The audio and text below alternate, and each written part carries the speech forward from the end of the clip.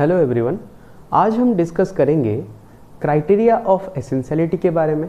Criteria of essentiality क्या होता है, कौन से साइंटिस्ट हैं जिन्होंने ईच न्यूट्रिएंट की एसेंशियलिटी को डिस्कवर किया था, और ये बहुत ही एक ट्रेंडिंग और इंटरेस्टिंग टॉपिक है जिससे कम्पिटिटिव एग्जाम में एक क्वेश्चन पूछा जाता है।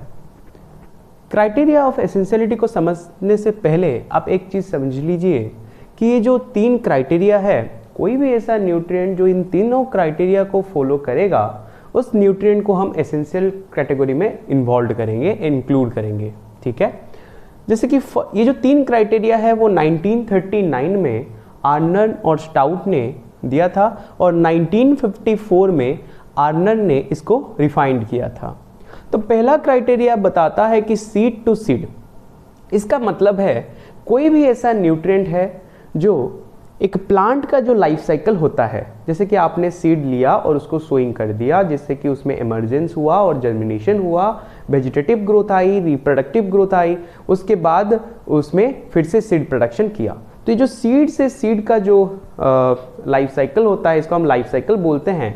उस लाइफ साइकिल को कंप्लीट करने के लिए जितने भी एसेंशियल न्यूट्रिएंट हैं उनकी ज़रूरत पड़ती है। अगर वो एसेंशियल न्यूट्रिएंट ना हो, सपोज करो नाइट्रोजन एक एसेंशियल न्यूट्रिएंट है, सपोज करो नाइट्रोजन एक एसेंशियल न्यूट्रिएंट है, अगर नाइट्रोजन कंप्लीटली हम रिमूव कर दें कोई भी ऐसे प्लांट में से, तो वो प्लांट अपना लाइफ साइकिल कंप्लीट नहीं कर पाएगा, मतलब सीड से सीड प्रोडक्शन नहीं हो पाएगा। तो ये पहला क्राइटेरिया बताता है कि जितने भी एसेंशियल न्यूट्रिएंट आप डिस्कवर करोगे उन न्यूट्रिएंट जो होंगे, ठीक है, वो must be involve in that life cycle process. अगर वो न्यूट्रिएंट ना हो तो वो प्लांट लाइफ साइकिल कंप्लीट नहीं कर पाएंगे। सेकेंड क्राइटेरिया बताता है मस्ट हैव स्पेसिफिक फंक्शन, मतलब सपोज करो नाइट्रोजन का एक फंक्शन है एफ, ठीक है, एफ फंक्शन वो परफॉर्म कर रहा है, नाइट्रोजन एफ फंक्शन परफॉर्म कर रहा है।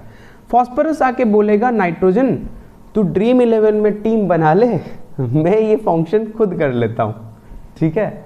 नाइट्रोजन भी बोलेगा हाँ भाई तू कर ले। तो अगर नाइट्रोजन हाँ बोल के चला जाता है और ये जो फंक्शन है फॉस्फोरस कर लेता है, इसका मतलब नाइट्रोजन को हम एसेंशियल न्यूट्रिएंट नहीं मानेंगे। समझ रहे हो मेरी बात? पर ऐसा नहीं होता है, फॉस्फोरस नाइट्रोजन का फंक्शन फॉलो नहीं कर सकता, मतलब नाइट्रोजन का जो फंक्शन है नाइट्रोजन को ही करना पड़ेगा। जैसे आपको अगर रैंक लानी है, आपको अगर सिलेक्शन लाना है, आपको ही मेहनत करना पड़ेगा। ऐसा नहीं है आपका दोस्त आ गया और बोलेगा भाई तू रेस्ट ले ले, मैं तेरे लिए पढ़ लेता हूँ, मैं तेरे लिए रैंक ले आऊँगा या फिर सिलेक्शन ले आऊँगा। ऐसा नहीं होता है, आपको खुद अपना काम खुद से करना पड़ता है। तो ये जो सेकेंड क्राइटेरिया भी वही बताता है कि नाइट्रोजन का जो फंक्शन होता है वो नाइट्रोजन ही परफॉर्म करेगा, कोई दूसरा न्यूट्रिएंट उसको परफॉर्म नहीं कर पाएगा। इसीलिए हम नाइट्रोजन को एसेंशियलिटी के कैटेगरी में इन्वॉल्व करते हैं, ठीक है, इंक्लूड करते हैं, या जो भी बोल लो। अब देखो थर्ड का बात करते हैं, थर्ड क्राइटेरिया के बारे में, ठीक है।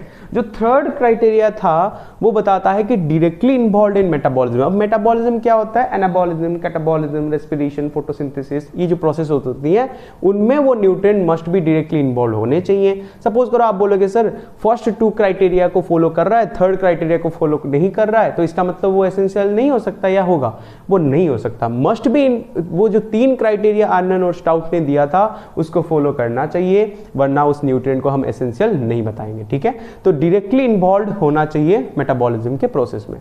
तो ये तो हो गए आपके तीन क्राइटेरियाज, ठीक है। अब इसमें से क्वेश्चन क्या घुमा के देता है, देखो क्वेश्चन में अगर पूछा है अकॉर्डिंग टू आर्नन स्टाउट कितने एसेंशियल न्यूट्रिएंट हैं, तो आप 16 लगाओगे, बार बार बता रहा हूं, ठीक है। पर सिंपली आपको पूछ लिया नहीं भाई बताओ कितने एसेंशियल न्यूट्रिएंट हैं, तो 17।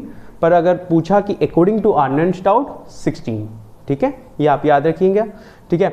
अब देखो ये जो तीन क्राइटेरिया है, हाँ अब एक बात समझना, ठीक है, ये जो तीन क्राइटेरिया है, जो भी न्यूट्रिएंट इस तीन क्राइटेरिया को फॉलो करेगा उसको हम क्या बोलेंगे? एसेंशियल, ठीक है। अब देखो जो नाइट्रोजन का एसेंशियलिटी को डिस्कवर किसने किया था? डी सर्सर लगाओगे। पर अगर पूछ लिया नाइट्रोजन को डिस्कवर किसने किया था, उसमें भी क्या थियो डी सर्सर को लगाओगे, गलत हो जाएगा। तो नाइट्रोजन का जो डिस्कवरी है वो रदरफोर्ड ने किया था, पर नाइट्रोजन इस तीनों क्राइटेरिया को फॉलो करता है उसको किसने बताया? डी सर्सर। अब समझ में आया, ठीक है। अब देखते हैं कौन से न्यूट्रिएंट है। अब देखो ये तो बुक में भी है, हम बुक में से पढ़ सकते हैं बेटा, बुक में मैंने इसलिए आपको बता दिया क्योंकि बुक अलग अलग बुक आप फॉलो करते हो मुझे पता है, और अलग अलग बुक में अलग अलग डाटा दिए गए हैं, तो आप कंफ्यूज ना हो जाओ इसीलिए मैं आपको बता देता हूँ, ठीक है। रॉबर्ट ब्राउन, इसको पता है सबको भाई, निकेल। अब ये पूछता है कब हुआ था, 1987। इसको याद करने का ट्रिक बताऊं, जिंदगी भर याद रहेगा। देखो यहाँ पर 1 इंक्लूड करो और यहाँ पर 987, एक एक घटाते जाओ, 987 हो गया याद। ब्रोयर को देख लो, ठीक है। ब्रोयर जो होता है वो क्लोरीन, ठीक है, ऐसा नहीं है ब्रोयर ही है, ऐसा नहीं है ब्राउन ही है, उनके साथ भी लोग थे, ठीक है, बस हम याद करते हैं इसको। प्रिस्टली देख लो, प्रिस्टली जो है carbon, hydrogen, oxygen, de Saussure nitrogen, Carl Sprengel calcium, magnesium, okay, phosphorus, potassium, sulphur सैक्स और क्नूप ने दिया था। ग्रीस जो है वो आयरन, MC हार्ग्यू किसके एसेंशियलिटी दिए थे भाई, मैंगनीज, ठीक है। वारिंगटन, ये बहुत इंपॉर्टेंट है, बहुत बार पूछा जाता है, बोरॉन, ठीक है। सोमर और लिपमैन जो थे वो जिंक और कॉपर, ठीक है, और आर्नन स्टाउट मोलिब्डेनम, ठीक है।